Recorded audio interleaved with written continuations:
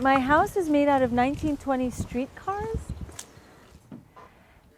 And this is one streetcar here. It's the living room and the dining room.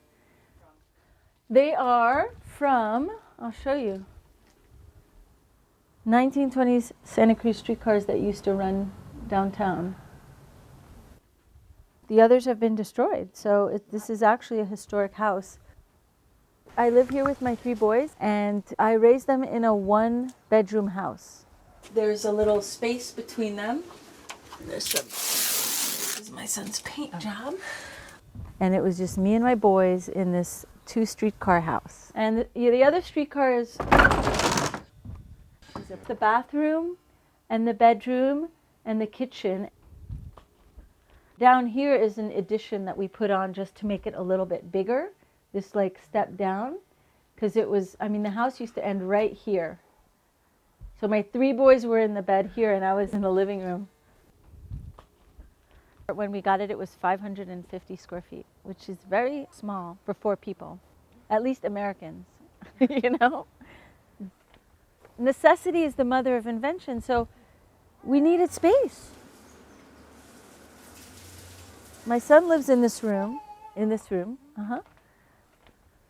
It's only 80 square feet, but he loves his little man cave. I was able to purchase this property in 1999. I had this whole backyard that was completely empty. After going to a permaculture course, I fell in love with cob because I don't have the patience to like, everything has to be like this and the rules and at this angle and we have to measure it and, you know, the codes and this. I'm like, I'm more into just, let's just do it. I like that there's very little rules in cob. I like the roundness. I like that it cost me almost nothing to build these. These walls cost, the clay's free, sand and straw. So like what, a couple $100, you know, of materials. And then the roofing was given to me by my neighbor who's a builder. I have insulation in the floor, and then I have the skylights and a big south-facing window which gets a lot of sun. I don't know if you've heard of sick houses, but there's a problem with overly sealed houses that, you know, don't breathe. These rooms are super healthy. The walls breathe, so the humidity is always balanced with, you know, inside and outside. And if it's hot outside, it's nice and cool inside. And then it's nice and warm in here, like enjoyably warm when it's cold out. And is there anything with permitting? Do you have to worry about that? You don't worry about it. Well, you're right on right now, because I'm in the process of permitting this one. And actually it's a first. This one is 200 round feet, and it was built with a lot of workshops and a lot of people's hands. This one, it was my room for many years. And it's kind of a woman cave. It is. It's a she cave. So I'm in the process of legalizing this structure, and the city's being a little bit careful because once I legalize mine, that's going to open the door for cob building, and a lot of people wanting to build with cob. It's cheaper, it's beautiful, it's healthy for the planet. It has so many advantages over wood. It doesn't rot, it doesn't burn, it doesn't mold. You don't get rodents or termites, and it's fireproof. That's huge. The floor is an earthen floor. It's made out of cob.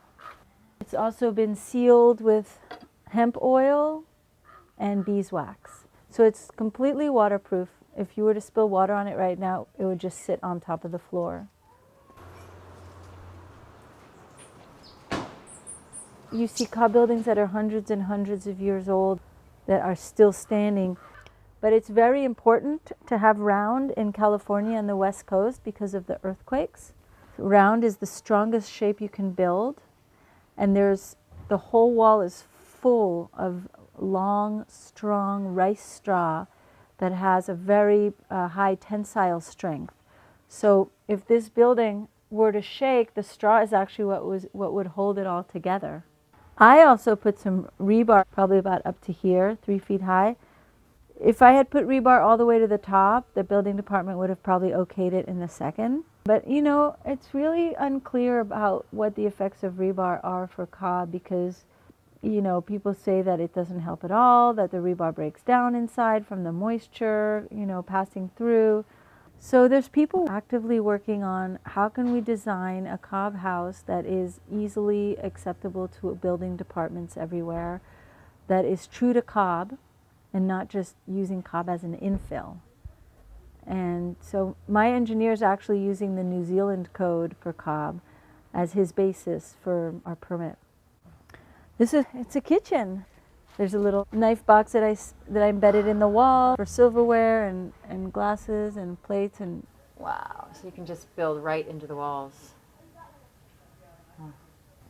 This is one of the first cob books that ever came out, the Cob Builder's Handbook, and she kind of was one of the first pioneers of the modern cob movement, even though it's kind of hypocritical to say that because it's, you know, it's been around for you know, the history of the world, of human beings anyway, you know, making shelters out of the dirt that they live in. I have 2 beautiful studios. One is 100 square feet and one is 200. Each one costs $500 or something to build. And if they were built with conventional materials, they would cost, you know, $5,000 or $10,000. So I guess the last thing is the treehouse. Treehouse. Well, we'll see how brave you are, Kristen. So the treehouse was built, a friend of mine wanted to teach a treehouse building workshop for the weekend. And then we called it the Lorax Lodge because my 5-year-old, that was the first book that he finished. And so it became his room. So we have a 1-bedroom house for people, right? So each of these additional structures was built with the intention to create more space for each of us. So my son took over that room for 3 years. It was his bedroom. And so he had parties up there and, you know, it was very private. And then we'd send him stuff in the basket. He had a great time. And then he left to college. And then I rented it out for like a whole year. However, I will add to that I got into a lot of trouble with the city because I had it rented to a student for 6 weeks and I had to write her a rental agreement so she could get a parking permit. And I stupid, wrote, she's renting the treehouse for 6 weeks. And so the Department of Parking told the city code compliance people. The reason why all those big holes are cut out, those big windows, is because the city made me do that. They wanted me to shorten the walls to 4 feet so that it wouldn't be so easy to sleep there secretly.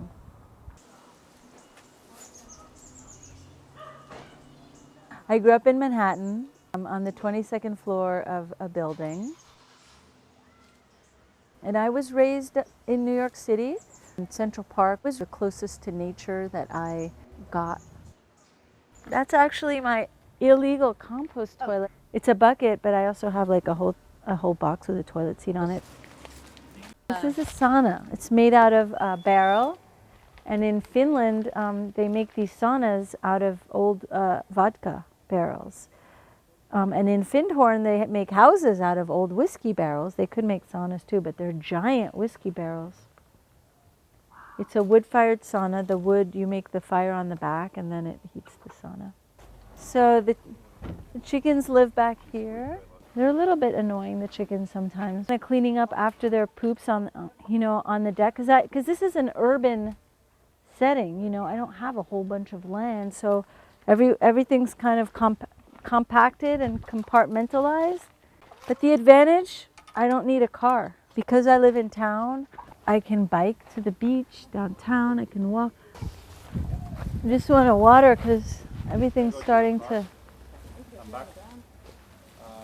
Everything you see here has taken me 14 years to slowly plant, place, create, build, design.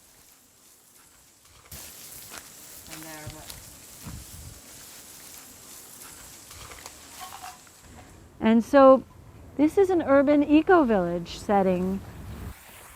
And then these are my rainwater collection barrels.